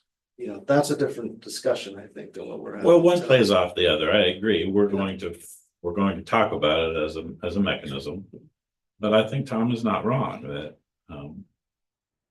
that it does tee up the conversation for future budgets that No, it does. I think we should carry a certain amount of debt I'm just and roll trying, that. my small brain is trying to kind of isolate this as a mechanism to deal with a situation this year. If we're gonna start looking at debt as something that the town should start to honestly and earnestly take on to do projects, capital projects, then I think we really should have a little more discussion and give that a little bit more air Mhm. to our budget discussion, which should have happened, or should happen at some point during our sort of priorities And discussion. if you get that, if you get the approval from the town for, call it $1 million capital roads needs projects from protecting ourselves this year. If you get the approval, next budget cycle, you can say, well, we didn't need it. Now should we have the conversation about borrowing it for the next big capital project? Yeah. And use that as part of that catalyst Yeah. for that conversation. Yeah, I mean, like we know, we have very little debt in this town. Mhm. We So we did talk don't a bit use it. about- And that's, is that, something we need to talk about, which is, what is a healthy amount of debt that we should be looking at to accomplish some big ticket items, so. I like the thought process behind this. The only thing it doesn't do is give us I guess, the ability to not include, Hopkins Hill Road in the actual budget, but yet if we financed it or bonded it, we would just put that little portion of it in the budget this year. We'll come around next year. So You'll get the win next year. 9.5% down there, looking at 9.5%. Or we take, Yeah. we just, right now, we still go forward with proposing a bond and we take Hopkins Hill off the list. Or you remove it during the annual town, you reduce it at annual town You meeting, could do that too. if you get the approval at the June 10th. meeting. Yeah. You'll know whether or not the public supports the $1 million bond. Because it'll be. And on then the- it's a larger conversation at annual town meeting about, well, you still have this number in here, we just got the $1 million bond. You explain the reasoning, but if that isn't enough to convince the rest of the public to do so, then that's where you say, well, we'll do that to do Hopkins Hill, and I can have the number about what it might be. Obviously, bond percentages are all over the place right now. Bond yield is a scary thought right now, but it is kind of up and down. Yeah.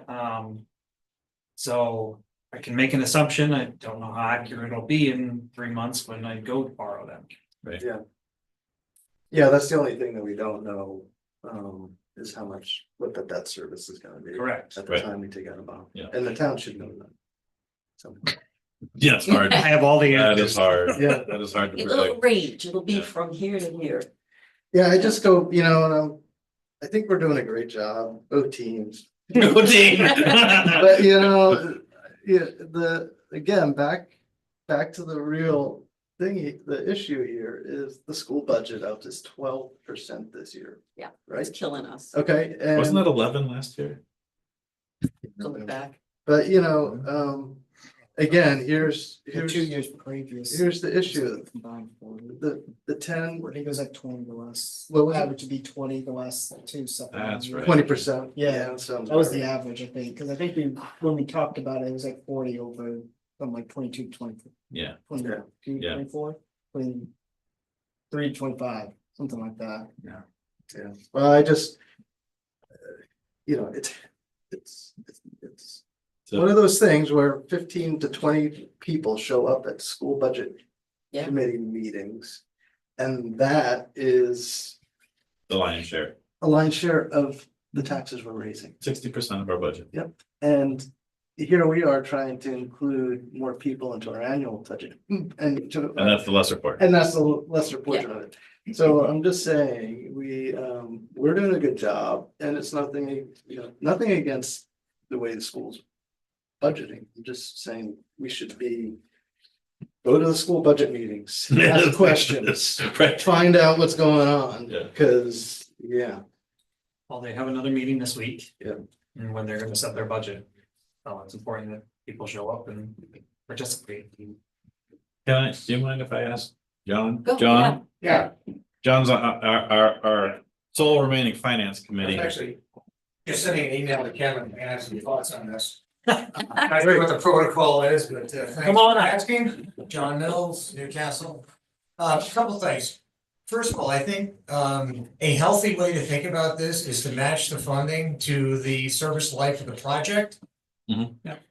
Which argues against expensing capital improvements to roads, because then you're loading the entire expense into a budget cycle. Mhm. When in fact, the service life of the project may be 10 years long. Mhm. So as you look at debt as a funding option for the town, I would think of having debt financing for projects that have a relatively long service life. Mhm. And then look at what that does to the town's overall debt levels. The fact that our debt level is low relative to other municipalities suggests to me that we've been expensing capital projects. Mhm. Which is not something that I think is particularly healthy going forward. It's certainly not necessary. I would argue against thinking of this as an option that helps us sort of deal with the vagaries of how much we're gonna get from the state and all that kind of thing. The reality is, if debt is used to finance capital projects, that does free up room in the budget. And then you have more flexibility for how you deal with stuff. If it turns out that by taking certain capital projects out of the budget, funding them with debt, making them capital improvements instead of expenses, you have extra money in the budget. Wouldn't that be nice?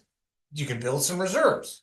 You know, there are things that you can do that protect the municipality going forward with that money. So I would suggest those as ways of thinking about this.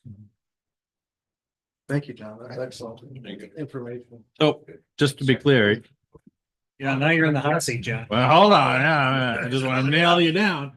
I mean, so in general, you are in favor of this idea of asking the town for a bond. Yes, with certain caveats. I think it has to be presented in a way that the most informed reader will feel comfortable with it. Yeah. There are gonna be some people who say, oh, that's scary, and you know, you can't get them there. But again, if you're gonna propose this to the town, I think the right messaging, because it happens to be correct, is that this is a more appropriate way to fund projects that have a long service life, like a road improvement. And then to note that this bond, if fully drawn down, Mhm. would increase the municipality's debt level to whatever it would be. And this is how that number compares to other municipalities in the area. Mhm. And then people look at that and they say, wow, that's actually really small. So, okay, good. Mhm.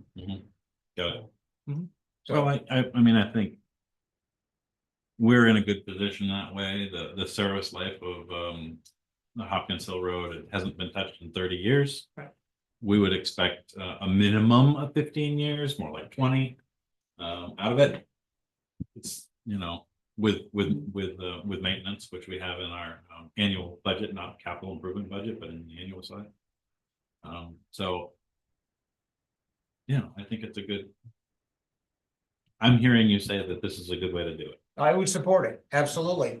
It just has to be done in a logical and defensible Mhm. way. Yeah, I think what I'm also hearing from John is that, yeah, the scenario number one, which is specifically just as a mechanism to address a state shortfall or whatever that Yeah, I don't debacle like is gonna be. He doesn't like that, and I agree. It's a mechanism that it's some kind of Rube Goldberg thing that we're coming up with. You know, we're using a really powerful weapon to kind of get us, you know, for a small battle, I think is what the way, I don't know how to put it. So- Well, and the thing is, if you use debt financing for a capital improvement project, you actually do address the first problem that you described. Right, But that's not the purpose of it. that's right. No, it's Right. not the purpose of it, but And so it certainly you- helps I'm with just it. suggesting you think about it in a Yeah, different way. absolutely. No, right? I'm with you. I'm trying, obviously, trying to solve a lot of Of course, issues with, the reality, you have you to, know, we've only got so many levers we can pull. that's right. That's right. And pulling this one or proposing to pull this Yep. one helps all of them. That's right. That's right. So, yeah, how it's presented, I completely agree with you, but the fact that it aids us on the other side of things. I don't like the idea of sticking with the budget and then having to come back after 6 months and go, oops. You know, we were wrong. Mhm, We've gotten completely screwed. We now have to, you know, ask for a whole bunch more money, or we gotta transfer a whole bunch of Right. money out of this and that. Right. I'd like to have a plan and generally stick to it. Sure. Sure. This This would will give allow you- us to do that, Grand designs again. right? Right? Yeah, This will would do help. that. That's right. And it's one of the few ways I think that any of us have thought of that we could do that. Yeah. Stick to the plan. Yeah, and it's prudent.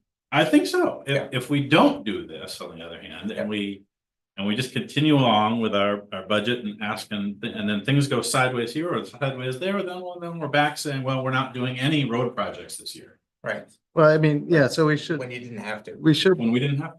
yeah, I mean, just to, I guess, game out that kind of scenario A and B. And or B and C, which is, you know, what are the other options other than this other sort of idea of bonding roads? Which is, I think we talked about it, which is carry the roads budget as is.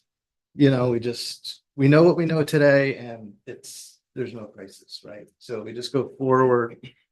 I'm not saying that's the prudent way to do it, but what we know today is what we know today. And right now, there's no crisis ahead of us, or there's no crisis today.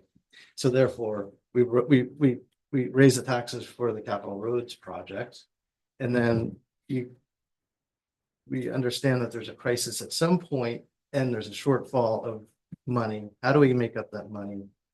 So then we raid the roads budget to offset other expenses, right? So now we got to go to the town and say, look, thanks for putting that money in roads, but we got to use it over here. So then we're in the place where, how do we inform the town that the money that we asked for in June is going to be used for some other.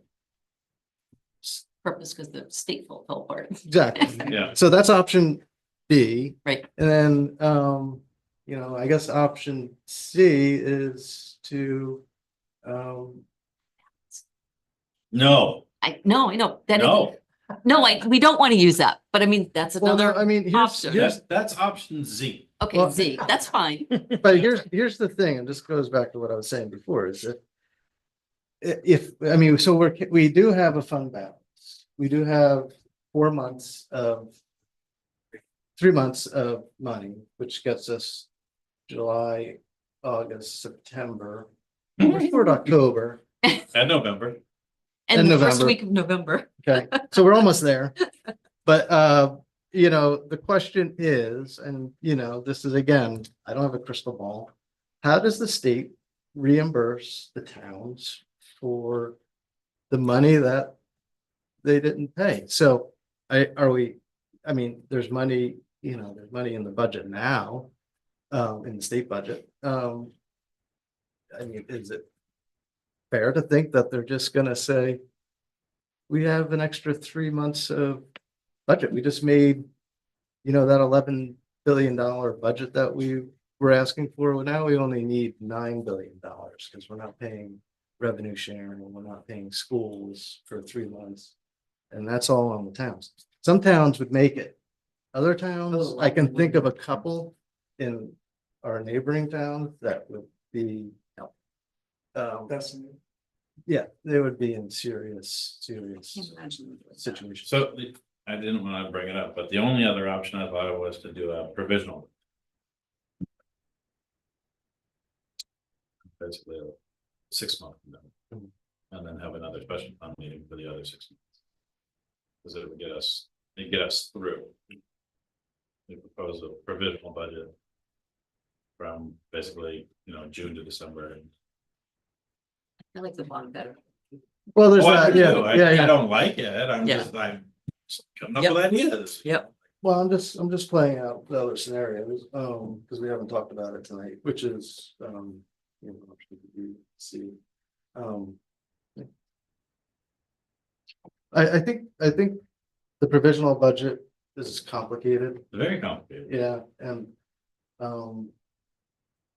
yeah, I think it's a lot of hassle on the administrative side of things, but also we're gonna have to go back to a special town meeting no matter what. No matter what. If we have to move the money, whether it's, If you have to. remove the money. If we have. if we have to move the money, no matter what, right? Or yeah, if we have to move the money, provisional budget, definitely we have to go back to the special meeting. Yeah. So, you know. I'm not, Do the. I don't like any of these things. Can we just have a normal budget season? That'd be great. Yeah. But I think, I mean, I think this idea of taking on budget for the reason John explains that, Bob, yeah, bonds, using debt to fund projects, instead of expensing them is not a bad philosophy. So it's a philosophy I think we haven't even really embraced, you know, since I can remember. So I think we should be talking about that. One approach might be then to look to ask the question, shall we bond to pay for Hopkins Hill Road, for example? Or And could we, ask for, can we combine a couple of the big ticket items that are on that? There's Hawkins Hill, there's, there's nothing wrong with, I Sidewalk. think, asking to bond Yeah. all of our capital roads projects this year. I because think that's smarter. I think think it is. that, I think that we need to make sure that anything that we bond has a real shelf life. Yeah. You know, like these sidewalks, they're not gonna need to be redone in 10 years. You know, it's a 30-year project. Hopkins Hill, it's a 30-year project or 20-year project. You know, I don't think we should be bonding for ditching or culvert replacement or. Luckily, that's or all HUD, annual. right. that's on the operation. So- side. So it's not, I don't think that's, But I think the question would be up to whatever budget is. Yeah, You know, so we have a number, we can verify that number with our capital roads, And say- 950. you know, shall the town, not to exceed. exactly. I think it's the best idea on the table. And, For and sure. leave, and at this time, leave the Leave the budget leave the alone. budget alone, and then at annual town meeting, if the bond gets approved. Then it's a conversation with the entire town about how best to leverage the bond to pay for that and reduce that year. Or reduce it to some extent, so you still have capital in there for other needs. Well, and it's a reserve. It's not like the way that we've been operating out of our capital roads is expend it by next year. Right. It's pretty much, you put what you think you're gonna spend for the year and there's a little cushion in there. Right. And for the most part, that's what been happening. We could put a portion of what we already have in this budget in there if the bond question passes. And then work off of it in subsequent years, still putting money in there and it being more like some of the other reserve accounts, like where it's getting built up. In theory, getting built up, you're not getting a huge amount of money, but you're expending it as you go also, so it's, We're shifting it to debt service as that comes on. yeah. Shifting it as it goes, but that would potentially solve the other gripe that I have about how we manage our capital roads projects. Because our funds aren't approved until June, we're out of sync with the actual working year. So if we had that, we had a healthier fund that wasn't expended every year, we could potentially operate that fund on a more calendar year basis. Having to wait to even The think about doing construction projects year, yeah. until June is ridiculous. We've missed half the season, or Well, It was a last good year's portion of budget. it. yeah, right, exactly. We need, so like, if we can shift it, thinking a year ahead. It would, what you're saying would help aid that. But just put money in the reserve account and either later on it's decided what specifically it's used for. Well, if we have a working amount in there, say, we're trying to keep $400,000 to $500,000 in there to do 2 or 3 smaller projects, Overlays. those sorts of things. And then every 2 or 3 years, when you have a big rebuild come up, that's when you look at asking the town for the bond. And you're not completely doing all of your capital projects on a bond, and you're not doing it all out of reserves. You're splitting it up, and it's you're working out of two different lines rather than just one line. I think, You know what- what you're saying is dovetailing with what John was suggesting and what Laura's saying, that You know what I think we should do is, I don't have the chart, but we have that beautiful chart about capital roads looking at forecasting roads projects. We're gonna look at that and identify what are prime bonding projects. Yeah. And figure out how that works into our yearly budget cycle. we should be budgeting for capital improvements on a minimum of a 5-year timeline instead of annually. Well, I'm just saying, like, we've done some legwork. I mean, we have a really nice chart. It's a good way to look at this. I mean, our lens right now is only on what we know for this year. Not looking out 5-10 years, but that would be helpful. All right, then. Good. Thank you So very we- much. Thanks, John. Yes, thank That was you. excellent. So we then will need to make a motion to put a question on the ballot Yeah, I need a warrant article for the ballot. for Same as you did with, approve the bonding of up to Let's- 950 or whatever. Yeah, we can work it out. Have Yeah. him write it for our next Capital meeting. Next meeting. We can. do Next this meeting's on our the drop 28th. dead Yeah. date for the. you warrant. have to approve it on the 28th. Yeah. Yeah. Yeah. we'll The start with actual article. Yes. Articles. We'll just have Kevin. Yeah. write Draft it. that We'll- stuff. we'll do it. Okay. Yeah, is that all right? Yeah, it's fine. No problem. I'll have to zoom in on that. Michelle? Yeah, you told me the 28th was the deadline for the ballots, or was it already passed? Did we already passed that? Tonight, because we really should be ordering them. Like this week or next week. Did you hear that? What? We need to order the The ballots. warrant can be decided, the open town meeting warrant can be talked about next. Ballots have to be ordered and We have printed. to order. ballots. That's right. We have to have them for absentees. We're not gonna sit here, I mean, it's 9:10, I don't think we're gonna sit here. Can we No, say up But to? I'll suggest this, Yeah. or I'm sure I'll suggest, can we have a special, I was gonna an say that. emergency meeting? Yes, Okay, can we have an emergency meeting next Monday? Is that too late? Fuck that. Well, that's what. he wasn't telling us was to that drop Wednesday? To be clear, Michelle is Yeah. not telling you to drop dead. I was wondering if you should take that personally. Yeah, I know. I can meet tomorrow. I cannot meet Wednesday, Thursday, or Friday. Let's just do this now.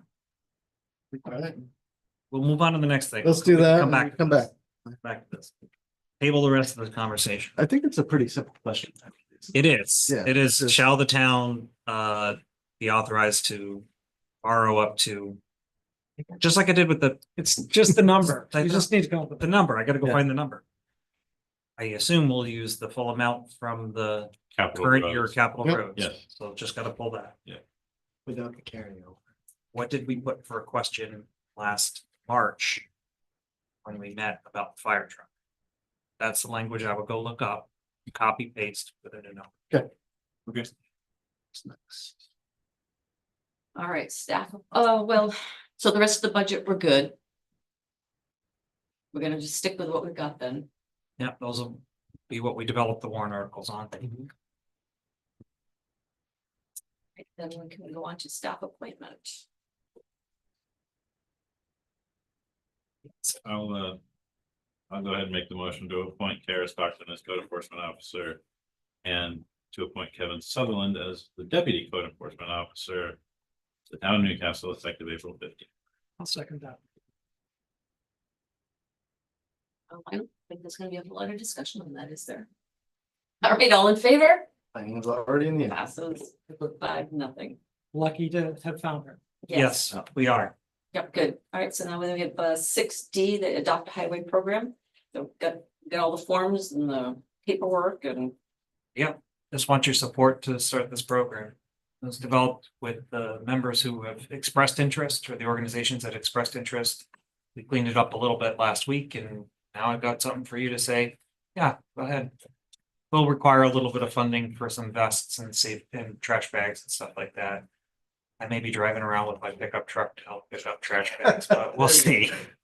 I think some of the organizations say they have trailers and can help with that stuff, but I'll work to coordinate I that. thought it was, yeah, I was wondering if it was DOT, there was some people picking up on Route 1 this It week. was DOT, yeah. That was- and someone was just picking up Mills on the Newcastle side a couple days ago. So trash bag out there full of stuff. Just people volunteering. Shit. Yeah. I'll make a motion, we approve the adopt a highway program for the town of Newcastle. Alrighty, seconded by Ben. All in favor? Yep. All right, passes 5-0. There were people sweeping on Main Street today. Mhm. Was that The higher? sweeper? The sweep. Oh, I saw that. Yeah. No, just No, people with brooms brooms. on the sidewalk. Yeah, that's part of the, That's part of that's that. part of the street Okay, sweeping thing. It is? makes Cleaning sense. the sidewalks up. Oh. Right. Cool. I haven't noticed that before, but yeah. Springtime. Good. Can they come to my house? Cause I have to sweep all that crap into the road so that, You know, so that Excalibur can pick it up. All right, new business 7A, new town logo. Cool. It's fun that everybody's thinking about it because it is old. They took the feather out of the hat of the person in the canoe a few years ago, so that was at least an improvement. So the current logo, as far as I know, was not something that was ever really approved. It just kind of happened. and- Well, I know who did it, and it was for the original town website. So that we'd have something. Yep. And it's just, it Turn its logo. just turned into so. I don't think it was anything official. Oh, okay. Well, I'd like to try to make something a little more official, but I wanted to know that that was something the board was okay with. And it wasn't necessarily me who came up with the idea, so kudos to staff for Yeah. thinking about what else can we do that's positive and fun. Yep. You know, Well, so the old one has the shell heaps in it, which is kind of hard to see in its little form, but it has the shell heaps and the pine trees and the river. The only thing I looked through the survey, the only thing jumped into my mind is, our history is based a lot on shipbuilding, so the schooners are. That's interesting. So you're gonna see soon enough, the Historical Society has a new sign that's being made to put on the front of the Taniscott building, and you'll see it's got a 4-masted sailed schooner on it as a logo. So maybe not the exact same thing, but I mean, that's something that comes to mind as a cool historical thing. I mean, we've got oysters, but an oyster shell doesn't really. Thought that I had is we now have a national historic landmark in town. We and do. maybe we should, do something with the Francis Perkins So Center. you're gonna fill out your surveys. Yeah. Yeah, Put I that just, information in Yep. there. That'll help facilitate sort of what thoughts are provided. I think the next step with this survey would then be a request to artists to render based on the information that Yep. were collected from the survey. Yep. They'll come up with something. Damascotta has fish in theirs. I don't think they're alewives, but they're fish. Yeah. So we don't want to No, we don't Fish. wanna do fish. have. I like the alewives. but- Well, no, but I get it, but I Yeah. mean, we sure have the river, but I Right. think Damascotta means eating the fish. Well, I'll make the motion to support the staff's effort for a public redesign of the logo. I'll second it. All in favor? Yeah. All right, this is 5-0. That's easy. Okay, 7B, the mowing contract. Yeah, this is in your Yep. manager's report just added. There's a bunch of links in there, including the proposed contract. Doesn't have to be decided tonight, and obviously Property Care Plus will happily get started tomorrow regardless, but. It's pretty basic. It replicates, it takes information from the last contract, updates it with numbers and additional sites. So our last contract was just mowing. And at some point, we just had started paying them to help us take care of town properties too. So this contract actually reflects both the cemeteries and municipal properties. So I didn't see the RFP, so shame on me, but does it specify in some of the cemeteries for them to haul off the broken branches and such instead of Yes. tossing them into the neighbor's Yes. property? Now, and one of the things we're gonna do this going forward is, including this is. Leave those 55-gallon drums. I'm gonna purchase some of those and put them at the cemeteries. They will. Put in bags and replace bags. Debris and litter removal, remove sticks, leaves, branches, and empty and replace trash bags from the trash bins at each exit. Dispose of debris properly and keep all areas free of obstructions. Okay, good, because I spent like an hour or an hour and a half cleaning up the woods out at Pine Knoll one day because there was so much trash in the woods. It was ridiculous. There's a better relationship now with the provider and Good. communication between staff. Okay. I hope for some improvements as part of this. And the Crowell and Margaret Hatch Cemetery. I don't know if anybody knows this, but for some reason, somebody convinced us to take over maintenance of that cemetery at some point in the history, and that was a stupid mistake in my mind. Are you talking about the one? Kevin and I had a hell of a time finding it. We've got snagged in brambles. I'm surprised I don't. Barbed think wire? Barbed wire. It's up a hill that it's not accessible. Where is this? It's off of 215. Down a hill, across a stream, up a thicket covered hill, 213, sorry. Yeah, Jones Woods Road. I'm not Jones Wood, Bunker Hill. Bunker Hill Road. We did. And then there's, you know where the top of the hill is where the repeater is, Until, Hunts Hill? Yeah. It's on their parcel. Yeah. It's this Oh, yeah. little cemetery in the middle of it. Yeah. Well, not in the middle of it, up No. the corner of their hayfield. But you can't see it from the road. You can't get to it easily. So we ended up walking back down through the field, around the barn. Yep. Back to the street and then walked up the quarter of a mile to get back to the car. I don't know why the town ever took control. This is before my time. I've never heard of it. And they gave us $300 for the perpetual care. So it's like up behind the Hingston's barn, Yeah, but But yes, further up the keep going up road, the road, further, up on the left, in the woods. go past Huh. the barn and until you get to a really steep ravine. yep, That's where you want to go down and up and yeah. Wow, we did it. I'm so So we're exhausted maintaining that that, huh? day. Yeah. Okay. So anyway, so How that big was, is this cemetery? it's 20 by probably, 20. 20 Yeah. feet by 20 feet. it's a weed whacker He carries a weed whacker up there to weed whack it. through that thicket. Well, I'm hoping he walks through the field, but Wow. They said they that's a didn't. good weed whack away through the thicket. Just once or twice a year. yeah, well, we didn't bring a weed whacker when we went, so. Jeez. Well, so So, the yeah. price I was quoted for that one was $390 for the year.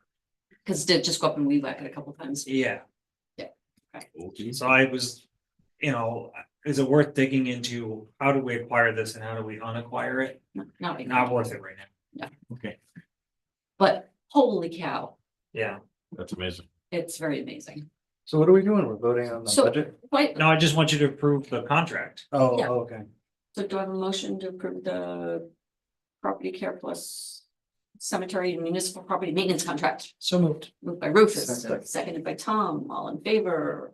Yes, 5-0, easy enough. And now I can sign that. We can Thank do you. that. Be good. Sorry again, Janine. I'll repeat this before we go away from that subject, but I did hear compliments from somebody, a resident on Kings Highway, about the care for the graveyard. So, Oh, the sheep's going? yeah, on Kings Highway, Oh, good. Yeah. It's So, coming. yeah.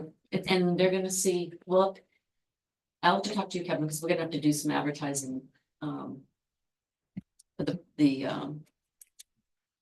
event that's gonna be up there.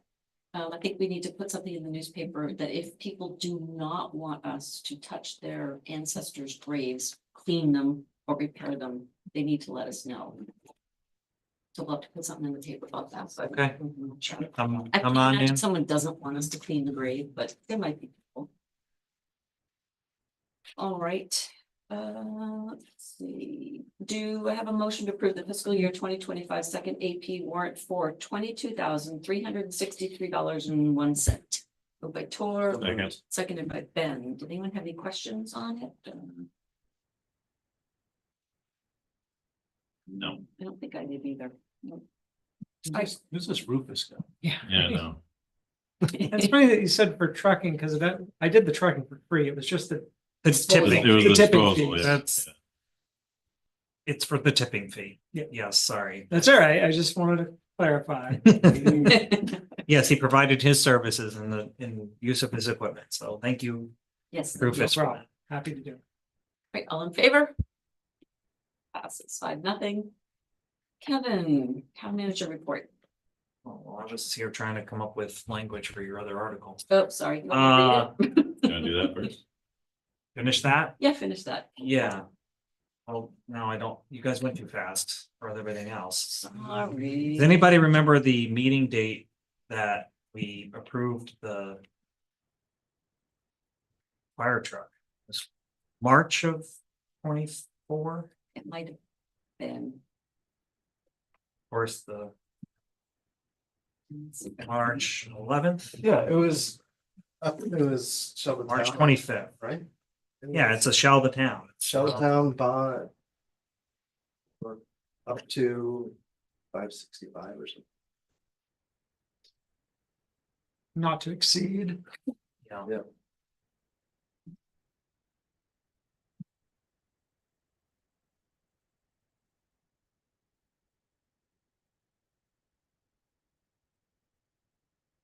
Special town meeting. So it's It was. not even in my.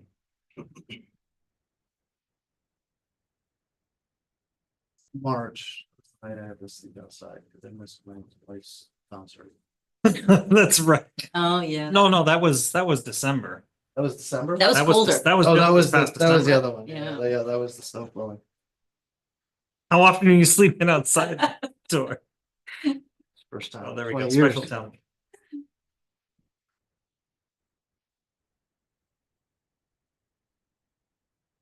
That one. Shall the town raise and appropriate a sum of money not to exceed to purchase a, so Okay, I think, shall the town raise and appropriate sum of money not to exceed? One option is 900,000, the other is 1.34. You have, looking back at what we've talked about in the budget.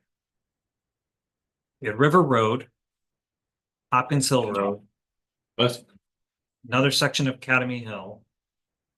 Oh, the fire station parking. lot. That's the other big one. That was 314. and we were gonna wait on that until we could figure out what to do here, so. Yeah. It seems like there's some other issues in the parking lot, right? It's not just paving. Well, that's, yeah, it is. There are some other issues in the Mhm. parking lot. Yeah, I think that one we decided we were gonna hold off on until we just, It's all, So it the would have been, boundaries, would have the been travel. all of, yeah, so the questions that Yep. came up during the workshop talked about. Are there other ways to provide an egress or entry and exit and then section off other parts of it before we Yeah. spend a lot of money Yep. repaving something we may not want. Yep. Challenges is it's already deteriorated, do we? Just wait another year? Are we okay with waiting another year given the situation? Do you want to try to put the money in and solve the problem later? Or some of that money in? I think we're turning back to that conversation. We said, hold on. So, Yeah, it was ended up being 9 something. Yeah, in other words, I don't know if we have to. rethink 900,000. that conversation. We have some money in the reserves. Okay. A little bit of money, so I think if you ask for 900, a bond up to 900, it'll cover. 900 even? Yeah, that's what I put in the budget line. Okay. It's nice and even.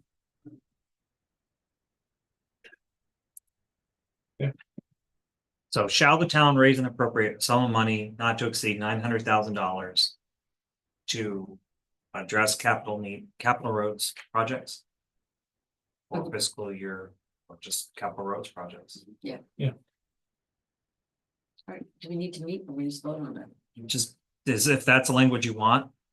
Just Yeah. like the support, to put it on the ballot. So what he Moved said, by Ben, Second. seconded by Rufus, all in favor. Passes 5-0. Good. Thank you. Make that easy. We'll make a ballot, Do you need anything else for the ballot? just us to drop dead. Okay, thank you. Okay, now I'm going to report. All right, nomination papers were due today by 4:30. We received of the 3 open seats. We received 1 for the school board and 1 for select board. Thomas? Say, but- better not have been not you turning them in. Unfortunately, we did not receive 1 back for the sanitary district, so that will be a write-in. But we don't have any write-in candidates at this point. No, none, no. Okay. Town report deadline, if you have a section of the report that's due, it's due tomorrow. I am in trouble with Shelley tomorrow morning, but I will work tonight when I get home to try to finish. Joint workshop with Dan Scotta, so I brought this up last meeting, we put out a doodle poll. We're a little behind, we're not able to find a date or time that worked for the vast majority of everybody, so we're gonna push it another week and send another poll out. Hopefully try to find a date or evening that would work for everyone. Not for you, I won't be here. I'll be in Florida. Not having fun. maybe the week after. Yeah. It'd be nice to have Yep. the both boards in attendance. There's a lot to digest and dissolve and I'll be in decide on. Florida the week of the 28th, moving my parents back to Maine permanently. oh, wow. It's not, it's gonna be hot and, yeah, This is not June. it's not June. Next item, summer intern. I talked a little bit about this program during the budget process. We have found out that we did receive a intern, and this intern has accepted coming to Nice. Newcastle for the summer. His name is Trevor Hanna. I think he lives in Brunswick or Bath. He lives in Bath, so he'll have a little commute coming up, but I'm excited to have him come on board. And that's part of the reason there was this sort of decision to delay an assistant planner. Because I have limited space and I gotta make room for the intern first. And when the intern's done, we can start talking about bringing somebody else on. Do you need any help moving stuff around in the office? Oh, thanks, Tor. I will. I'll let you know. Yeah. Okay. I have a lot of moving dollars. Where were you guys like when I was cleaning out the basement of the fire? I was really busy that week. I'm sorry. It's all good. No, that's good to know. Yeah, Much I got a appreciated. trail, whatever you need. All right, great. Well, with that, we also applied for a grant through MMA. I was told, unfortunately, we're not a recipient this year for that. What I can say is that because we have not had a code enforcement officer for so long, we have some funds in the budget to cover this intern for this part of the fiscal year. What I'll look to do is work with the board to carry forward some of those funds in the next year to cover it. It's about an $8,000 expense to have the intern. And most of the expense is next fiscal year. Well, yeah, I mean, it's month of June is here and so it's 1/3 Okay, this fiscal year, 2/3 that fiscal year. okay, They're done, they're end of May through beginning of or middle of August. okay. That's the. So they'll be here fairly early then. Yep. And then the hazard mitigation grant. submitted the grant last month and then found out that the federal government has canceled all of that grant program, the BRIC program. It's called the Building Resilient Infrastructure in Communities Grant. And I was able to connect with MEMA and found another avenue to apply. So we basically copy pasted a lot of the information and resubmitted a grant under the flood mitigation assistance. So that's in time for an April 11th deadline. So this was all done last week. Found out on Monday, the grant was canceled, worked with MEMA on Tuesday and resubmitted on Friday. Or I'm sorry, we resubmitted on Thursday. How did the rest of the things on your list go that couple days? Just gets kicked around, that's all it does. Some things get pushed to the next week and then on to the next week, Yeah. next week. Now, But, that's important to do. Yeah, so hopefully this grant program will stay afloat. Hopefully. The town office will be closed next Monday for Patriots Day. Is that an intentional plan? I'm sorry, No, I was gonna say something, the but flood thing staying afloat. No one laughed, so I just. was gonna let it go. I laughed on the inside. I was with you. It's too late. It is. Speaking of town office being closed, we will close on April 30th at 3 o'clock. I don't know if you're all aware, but the license plates all have to be changed starting in May. Mhm. So any new registration, any new vehicle registration or any re-registration, you'll be assigned a new license plate. So our staff have the opportunity to be handing those out starting in May, but we need time to do an inventory of what's left from the old plates, move them out of the way to then put in the new ones. And we just need uninterrupted time. So I'm gonna close the office at 3 that day. And then I am taking next Tuesday off, with Patriots Day being the Monday. I'm gonna take that next Tuesday off as well. And then future agenda items, Village Partnership Initiative, finally to a place where I think you'll be ready you'll get the document well before the meeting. Because I currently have the draft and I'm reviewing it for any kind of glaring errors or mistakes. I'll be giving it to you once they clean anything up that I have, and then we'll hopefully be able to either support it or make recommendations from this board for the next meeting. So, yeah, you'll have warrant articles next meeting, you'll have VPI next meeting, it'll be a hoot. Hoot. So VPI next on the 28th. Yes, Okay. We'll zoom in. But- Would you mind running the meeting? I'll be in Florida. Oh, the 28th? The Yeah, 28th. fine. Yeah, I'll zoom in, but I can't run it from Zoom. I'm not here in May. But the next meeting. Okay. take turns. That's it. Nice. Cool. Does anybody want us to find some more subjects to chat about for a while? We've all had enough. Yeah. I think so. Good. Nice. All right. Oh, I was just gonna say, the finance report was also attached, sorry. It was? So Yeah, it it's looks like also- we're doing good. We're doing okay. Yeah. Doing okay. The only tiny little hiccup is the transportation costs are greater than what we budgeted for, so. I think I can make up for that in this budget along with hydrants too, but Okay. that's where we are. We're in good shape. Love it. We're in good shape. All right. Then without objection, we're adjourned at 9:08.